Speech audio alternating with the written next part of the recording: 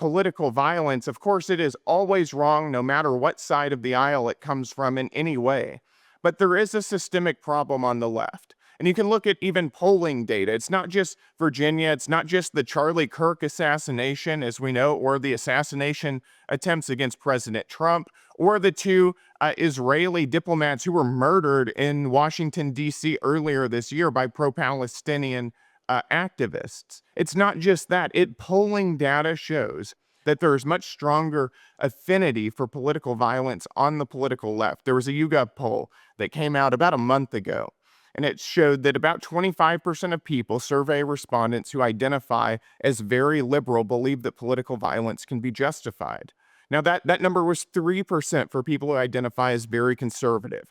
3% is far too many. They don't have a place in the party or the movement. We completely reject political violence, but 25% on the left represents a systemic problem that they need to deal with. And you've seen that in other polls as well. Earlier this summer, there was a poll that showed that almost half of people who identify as left of center thought that assassinating President Trump could be justified in some way. So this is a problem that the left needs to seriously deal with, because that's where it's coming from. Yeah, I certainly appreciate your unequivocal rejection of political violence and wish that there were more policymakers who would be able to say that as well.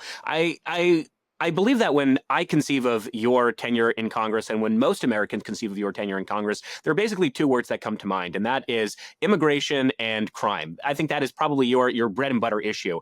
You're really interesting for a bunch of reasons. One of them being, you talk about not just the need to deport illegal immigrants, which most Americans, by all public opinion data, would say, yes, we believe in that. But you also believe in the need to limit legal immigration as well to the United States. Can you talk about why that's such an important issue, and why should the American people care about legal immigration? Sure. And you know, we've talked so much about illegal immigration, first of all, because that has been sort of the main problem in the United States. We've had a border crisis even long before Joe Biden was in office. It just got far, far worse under his tenure because he intentionally invited millions of people, probably more than 10 or 15 million people, to come into the country illegally. So that's where most of the focus has been. And President Trump has done so much to largely solve that problem.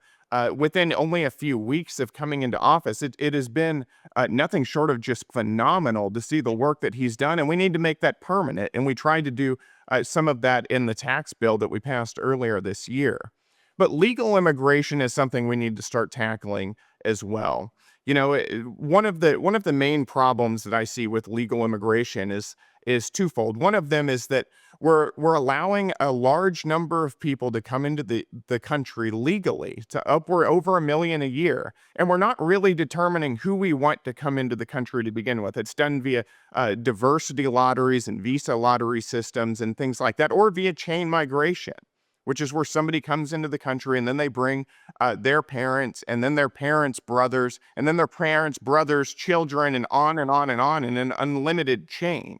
So we have large numbers of people coming in where we're not really determining who these people are, or whether their culture is compatible with our culture, whether they actually benefit the American people, the people who are living here right now. And that's something that has to change, because that causes long-term problems in the United States. And I think over time, it begins to seriously tear our social fabric apart.